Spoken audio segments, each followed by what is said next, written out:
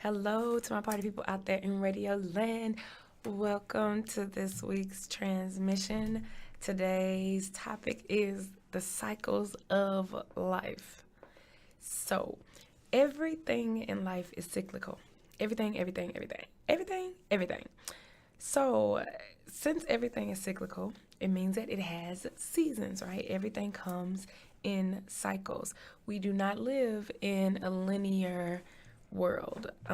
Much as the Western and European way of indoctrinating the rest of the world would have you believe, right? Life is actually cyclical, it's not linear. So there's an ebb and flow to the natural state of existence, just as there is for water, right? The oceans, everything else, everything comes in full circle. It's all the same. So the nature, right, our natural state of existence is a cycle. So we have this on the micro as well as the macro levels. So in terms of the seasons, we have, for example, spring. Spring is a time of renewal, rebirth, right? Motion, stirring, awakening. Whereas diametrically opposed to that is like winter, right? Or you can say fall, where there's rest, right? Contemplation, a winding down, and ultimately death as well, right? Death is not necessarily a bad thing, a negative thing.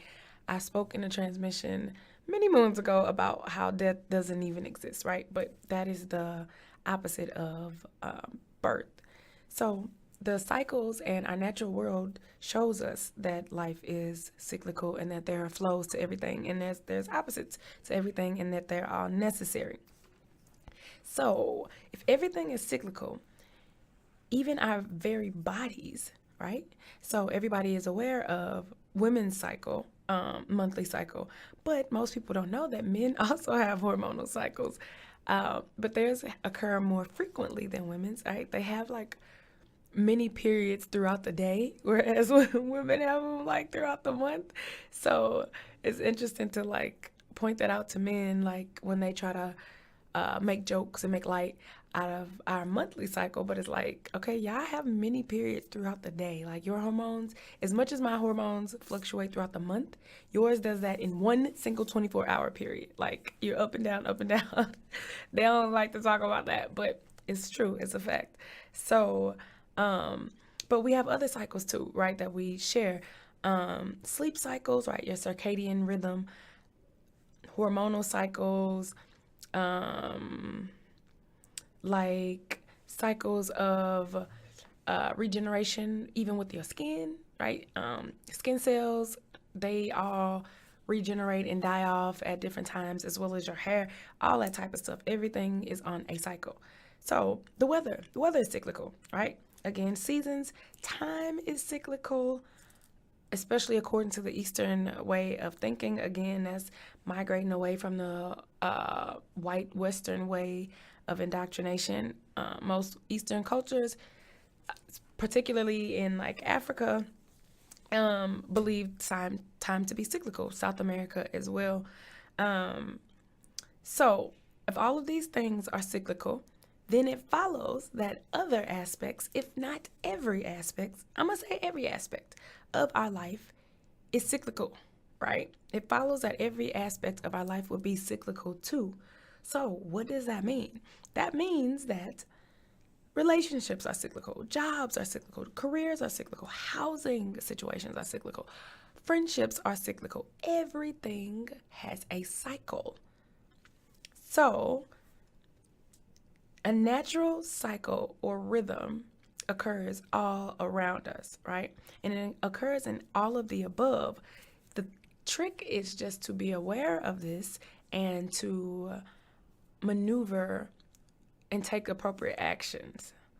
That's how it goes. So if you're aware that everything is cyclical, including your relationships in your life, then you can reduce the amount of pain and uncertainty and stress that you experience when these things are in certain parts of their cycle, right?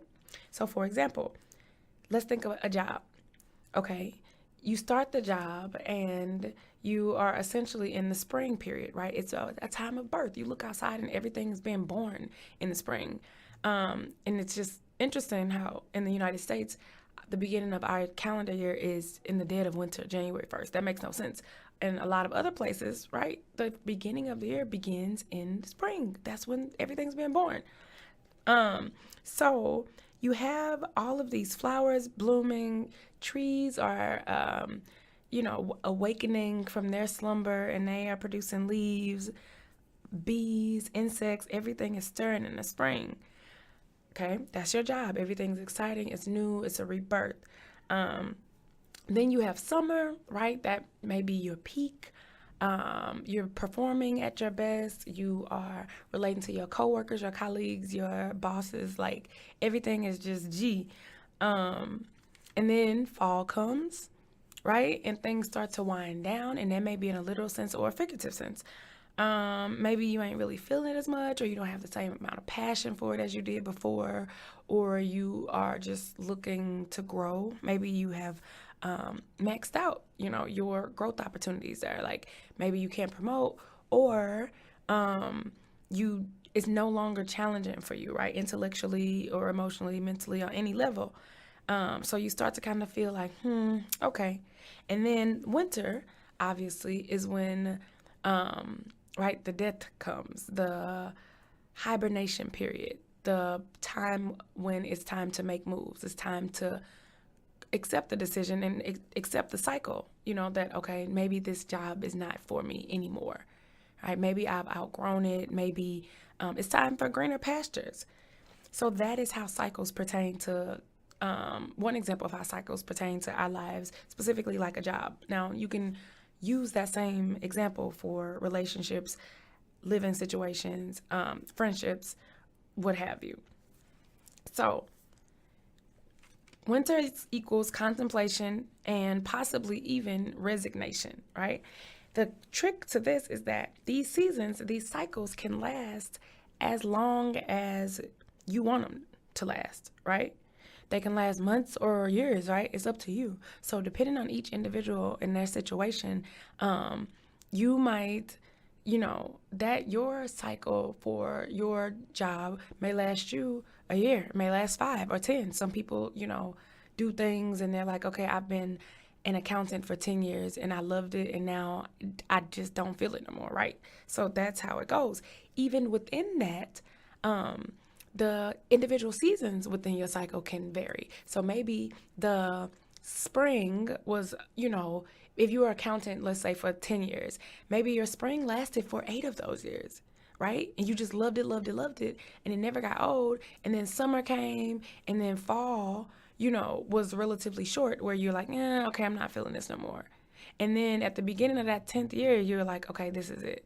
You see what I'm saying? So it can happen. It could also be the opposite, which I would assume that you knew that the message was coming from your soul. If you're unhappy for 8 years doing anything, like that cycle's dead. That's done. That was probably a cycle that you probably weren't even meant to even be in, let alone for that long. So that's how it goes, right?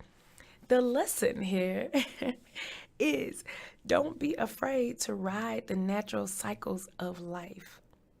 Most emotional anguish and mental distress comes from our inability to and our reluctance to let go of things that we have outgrown. Does a tree hold on to its leaves in the fall? No, right? It sheds them. It got to let them go. It loved them leaves. It nurtured them leaves. Those leaves are literally a part of that tree, right? For months and months and months. But when it's time to rest, right? When the cycle is on its decline, it lets go of those leaves. It's beautiful baby leaves. It lets go of them, right?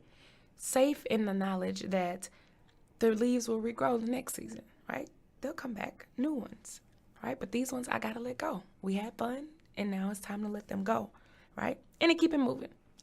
So that's all I got to say. Thank you for listening. Have a great week. Love, live, light, laughter. Bye.